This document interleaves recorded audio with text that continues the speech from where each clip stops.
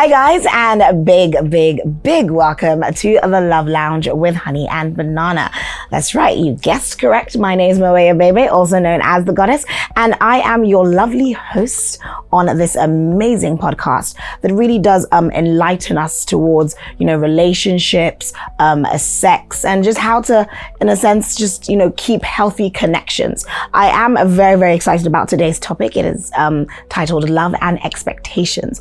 And when I hear or when I think of this topic, the first thing that comes to mind is, sort of expectations that we do put on our partners, be it physically, be it emotionally, and be it based on what culture or society expects. My guest today is someone who I feel that can really, in a sense, actually, give us some input into this topic. His name is Desmond. Yes, and he happens to be a film producer and also a media personality. Thank you so much for coming on the show, my love. I've blown, thank you. You really have. You know what? Me and you, we go way back. We go way back, don't we? So I feel like from way back, you had already blown already. So thank you very much. How are you? I'm well. I'm very excited about having this conversation because of the expectations and the conversations that this would bring and birth. So I'm very excited, yes. All right. So when you hear the word expectations in relationships, what's the first thing that comes to mind? So most of the expectations that I've heard in relationships or the expectations that run in my own personal relationship, because I can only talk for myself. Yes, please talk for yourself. Are sexual. Oh, okay. So the first time I had sex, it was I was pressured to do it because I was just recently out from a breakup that ended really badly, but we pretended that it was good, that you guys were fine. That we're like, okay, we can be done. civil. So we pretended, and then I was at the time I was trying to not have sex because I was very religious at the time. So I was trying not to have sex. So after the breakup, I went to have sex, and then as the person takes off their clothes, and then you just like.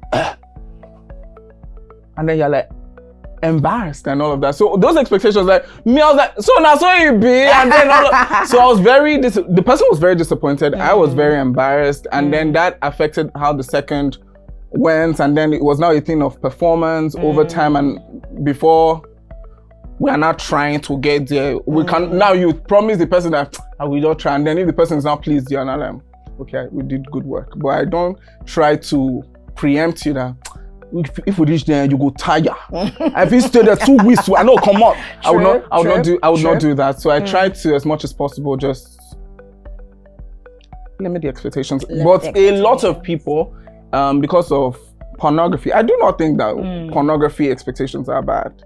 Okay. I think because why is that? A number of people try to measure. So when you watch an X-rated movie, you see 30 minutes, and that's like what has being like the basic expectation for a lot of people. So because the duration of the film is 30 minutes, so you expect your guy to last 30 minutes. So your guy somewhat does all the things to satisfy you in 30 minutes, which is good.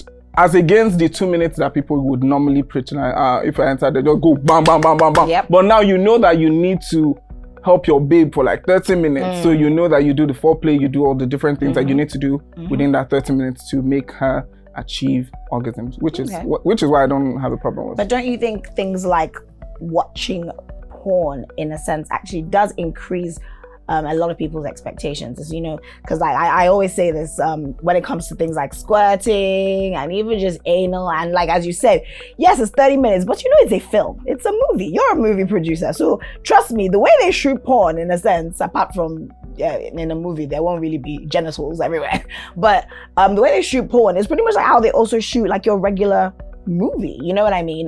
Their breaks, their cuts, they'll add lube, like there's a lot more to it. So if you are watching porn and you sort of have this high expectation, oh, my man should last for 30 minutes because that's what I saw in porn, or my woman should squirt, don't you think that could, in a sense, actually affect relationships when the expectations are just so high? Because I feel like watching porn definitely does make expectations. So the expectation is the expectation, but I do think that when there's an expectation to be met, it's now left to you to now either exceed the expectation or remain basic. And I do not think I'm a basic bitch.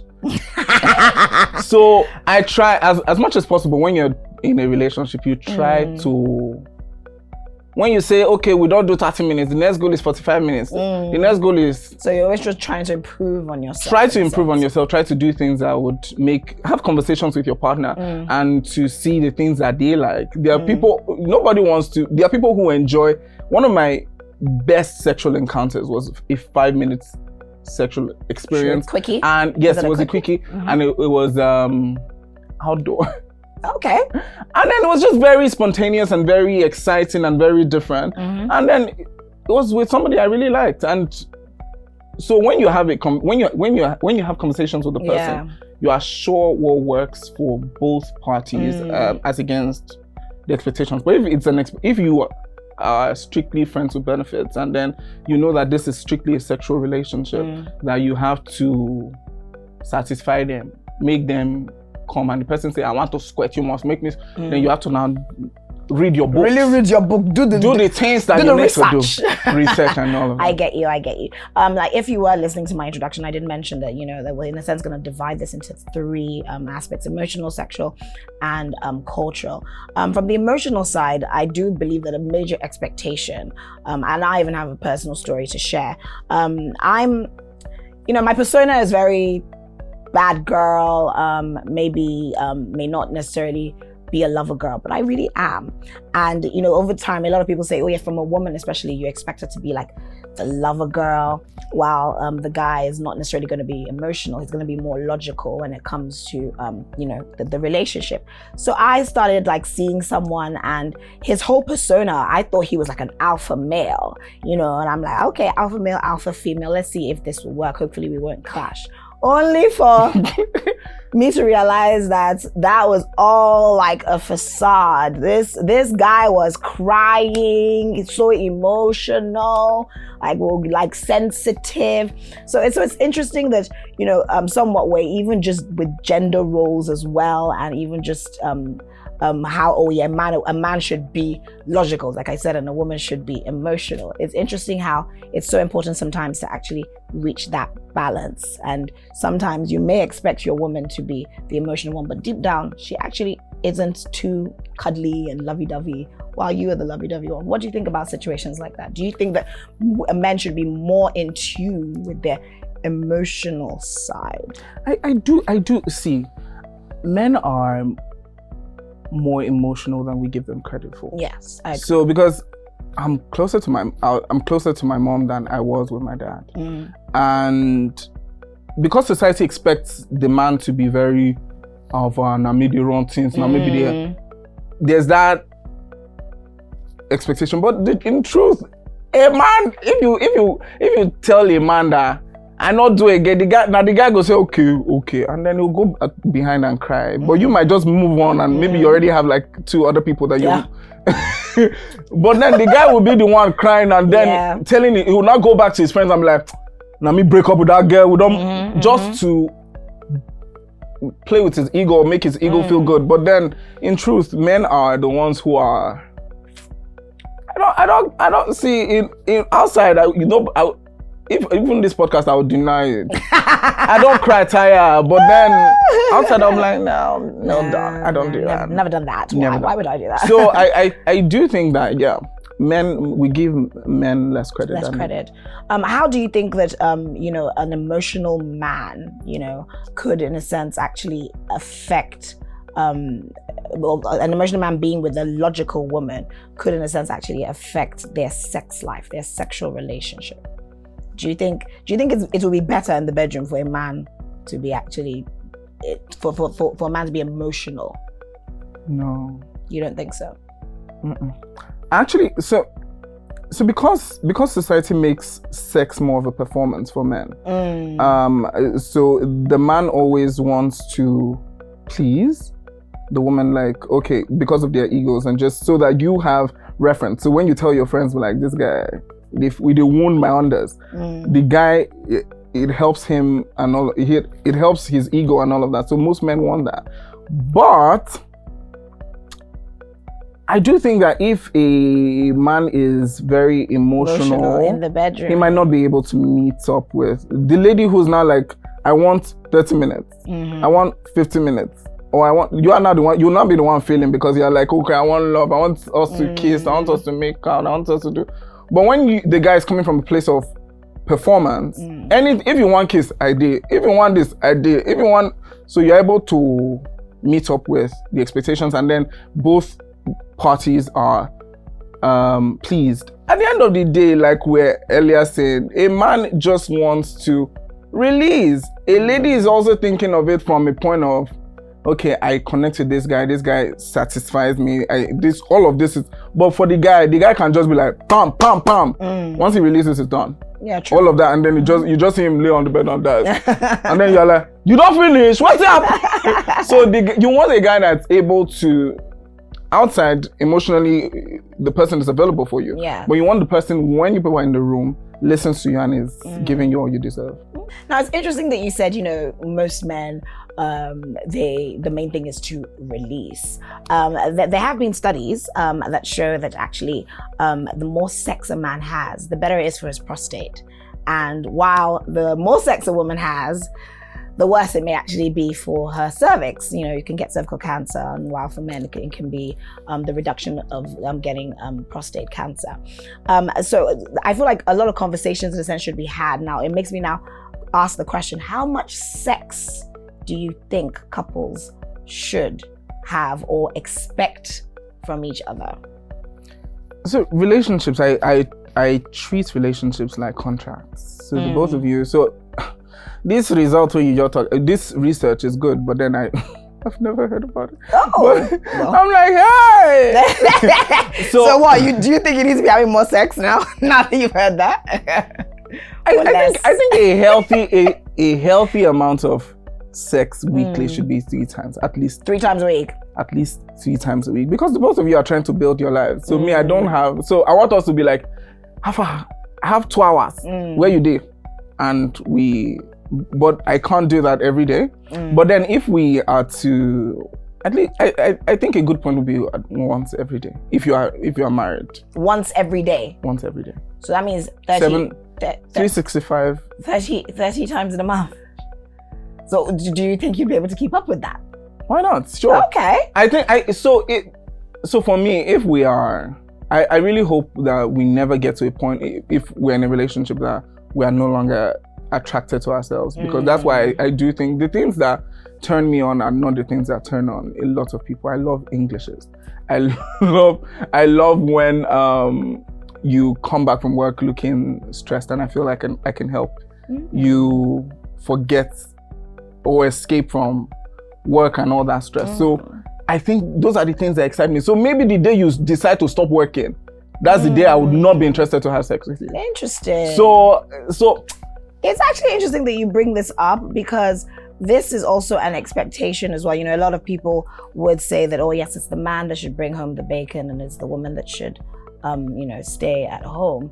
But for you're saying that no, that both of you need to be working. So I can't diss anybody if it's not working, because I don't know if I should say. Please feel free. See, I can't date somebody who's not working. Because the things that turn me on are the things that I like. Somebody who can spoil me. I like somebody who can actually gift me. I love, maybe because they say it's mommy issues or something, because I don't know.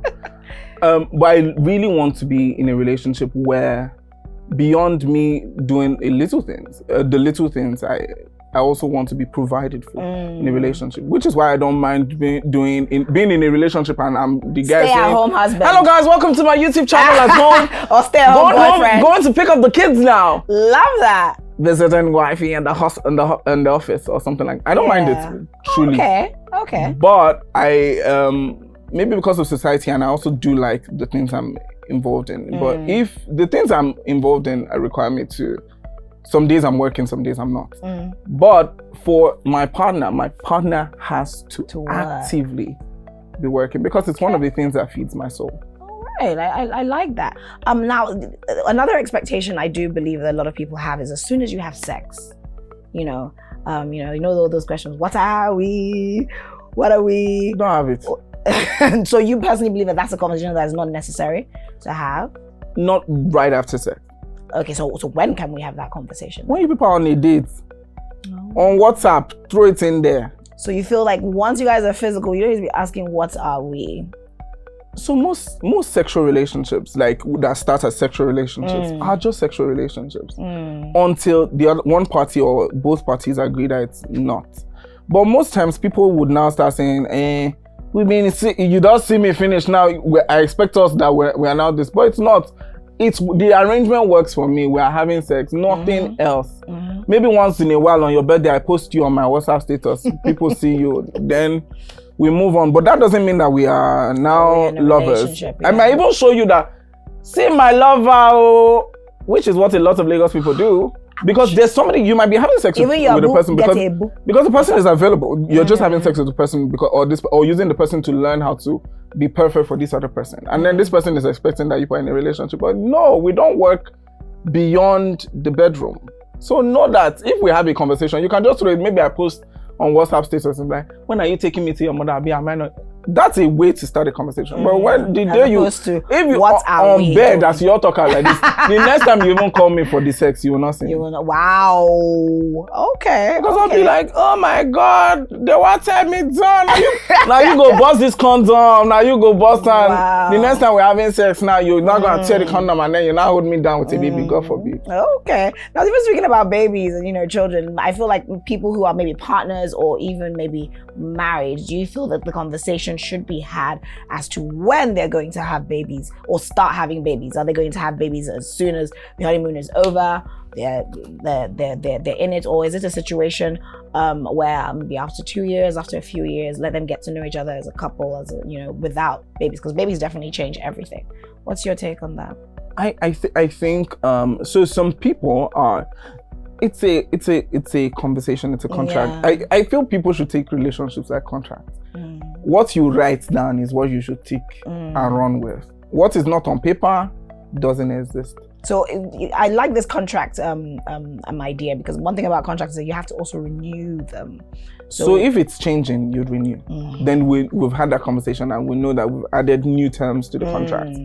But for me, if we're getting into a relationship for the type of work, I know that in life I only want one child. So if you're a family, you've told your family that you are a person that is looking for 200 kids, I am not the guy for you, because you're not going to see her. Because I want to have a full life. I want to be able to have spontaneous trips with my partner and be able to. But then when we have 50 children, we are like, Granny will not be able to take care of them. How do we do? Do you know the one thing that makes me just like, when I see a lot of people with a lot of couples with maybe a lot of kids, yes, even if they can financially take care of the children, the one thing that I think of school fees, and I think of holidays. Like how do you take 5 or 6 kids on holiday? You're not having a lot of sex, because when you want to not be having sex, Junior will not be like, Mommy, this will not be like, Daddy. Like, 6 children, I don't know how to do. Then you're not like. So for me, it's just one, and we'll just have a conversation and just like. After 4 years, we just have one child, have the child in America. And then we'll come back and face our lives. And then when the child is 18, we start again or something. Or we are carrying I want to even be carrying the child. We are doing spontaneous trip. It's easier to say, Principal, this child not go call school for 2 weeks, so. And then we are out. All your children. Now, not the fortunate. You're even thinking of how to. You're not having a holiday. And I actually know some people who, because they had so many siblings growing up, like they used to share the holidays. So maybe summer is you and you that will go to London. Christmas is you and you but you stay back. So that's also an interesting. Whatever works for you. I want to be able to travel the world. Travel and like tomorrow, I'll just be like, Bora nice. So you get one picture while I see you, and if you travel, call the agent and then move. But then if you have 5 kids to think about, you're like, hey, who'll be the nanny we will go call? I watched that video. Nanny is not good. My grandma, she's still around. Is she around? No, I don't want to do that. Now, the crazy thing about, love and expectations is a lot of people end up in relationships and having these expectations that they realize are not their own personal expectations, but society's expectations. Have you ever been in a situation where you were sort of put under some sort of pressure from society as to, no, this is what your girlfriend or your partner should be doing? Yes, but luckily, what most people want in a woman is what's like. So my expectation is what the society's expectation is.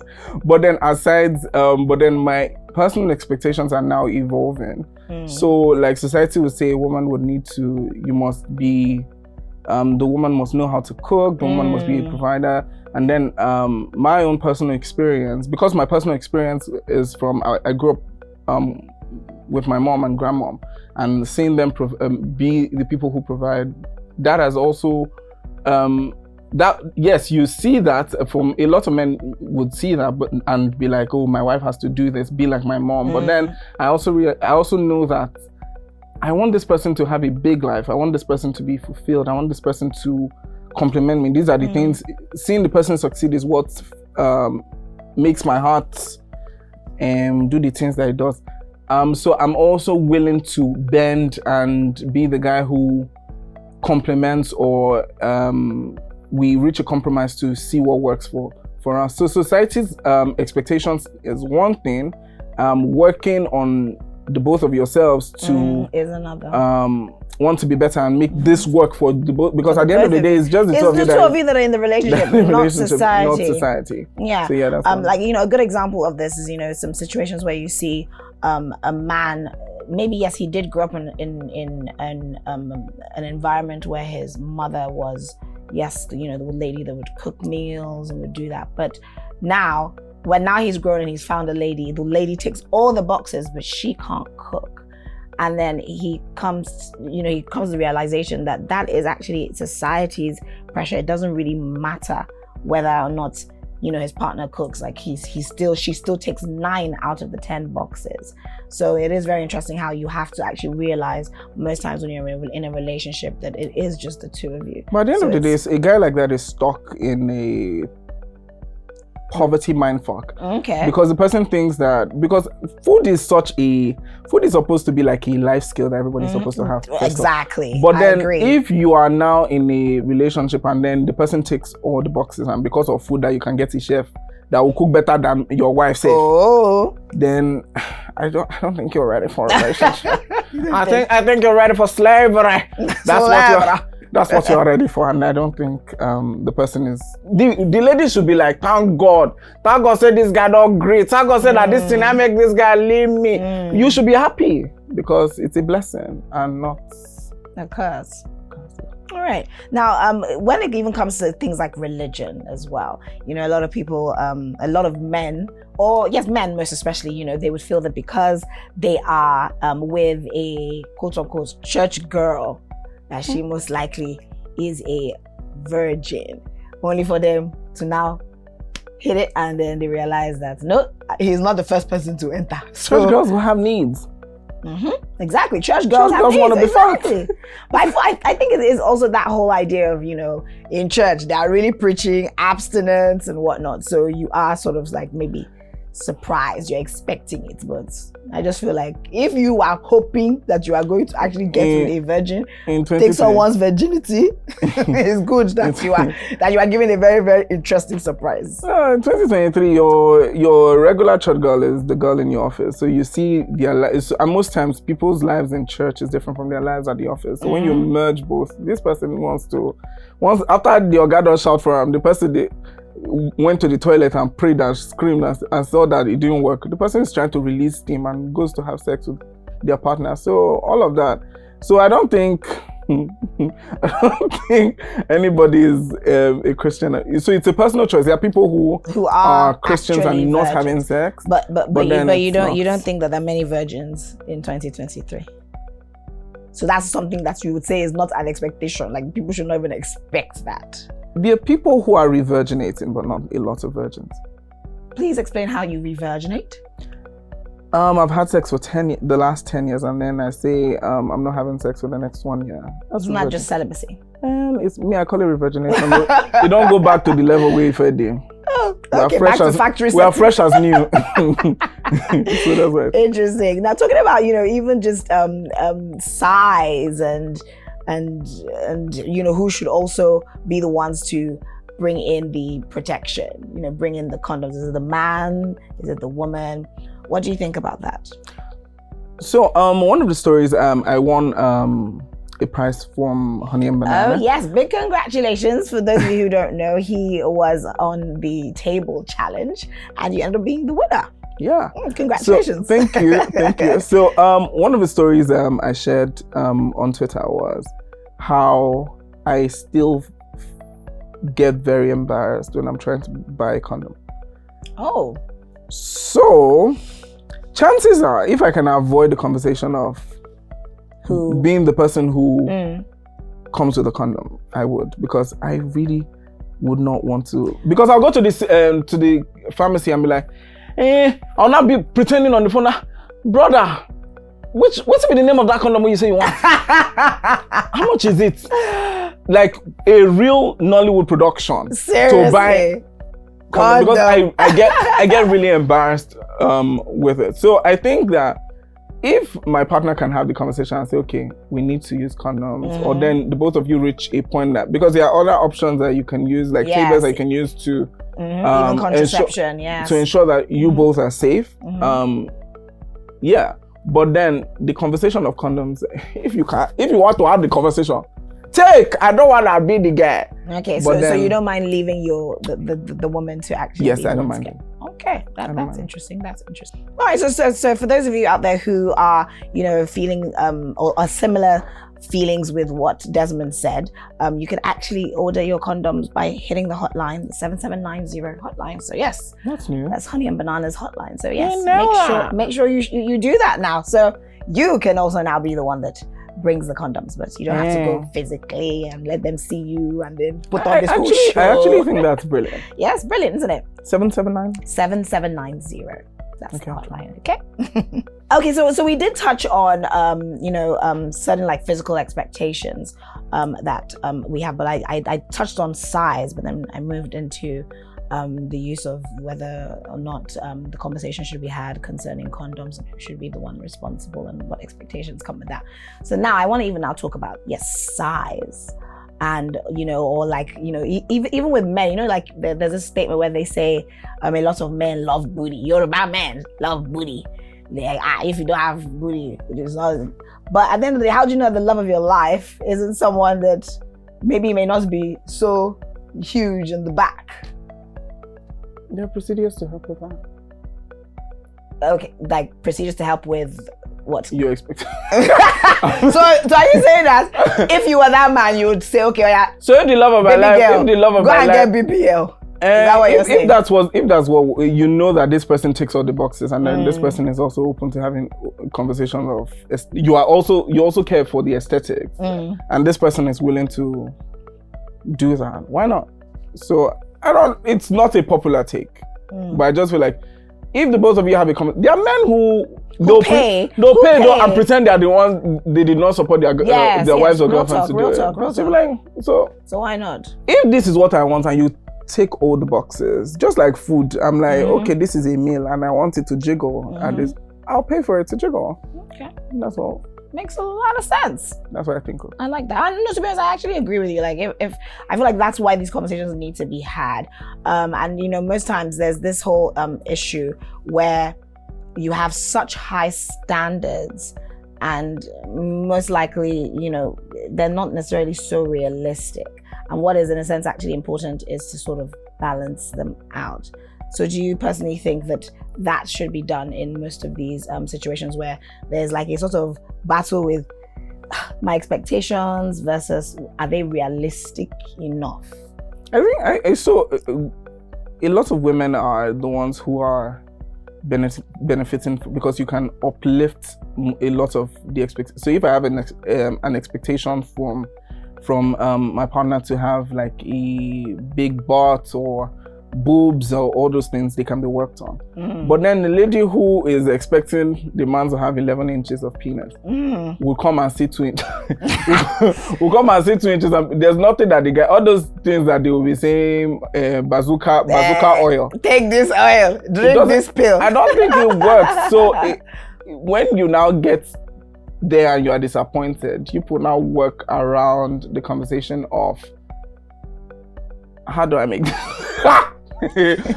How do I make How it do get I bigger? make this work for me? Okay, work for you. How do I make this work?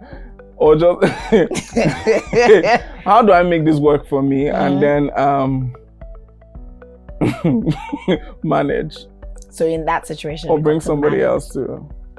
So what do you have? So you believe in cuckolding? Bring another person. You bring a third party to come and fill up the holes that you, the bits that you couldn't fill up. While your partner watches. Yeah, that's cuckolding. That's a thing. Some people do it. Yeah, I guess that's a solution, right?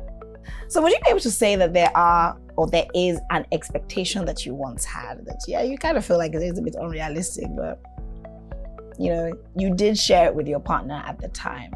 How did that go? So me, I like plastic. When you say plastic, what do you mean? I like what a lot of people tag as plastic. I like when you're always on heels. I like when you are always very put together. I like when your English is like perfect. Love that for you. So I like what a lot of people tag as a plastic girl. So I was with someone and then I expected them to change their hair every week. Wow. And then I'm not going to able to support. So you know that was it. So and that's the thing with expectations sometimes. I'm like, especially when okay. it's coming from a man and or sometimes from a woman in the opposite. Like, you know, you have these high expectations, but then are you going to pay for this?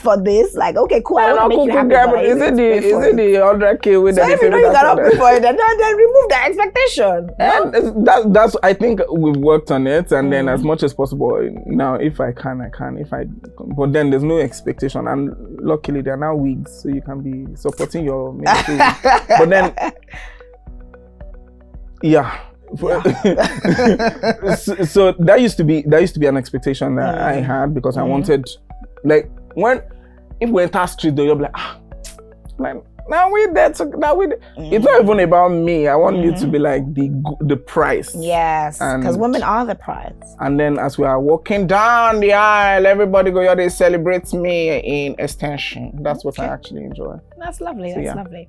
Well, it's been absolutely amazing having you here on the show. Loved it. Thank you. Hoping that you enjoyed the topic. And yes, I think you did say that you will remember the hotline, which is 7790. 7790. So that you don't have to expect your partner to buy the condoms. Well, no, they give me free condom. We actually are. We actually will. So yeah, I'll call after that. You call out when those condoms are done.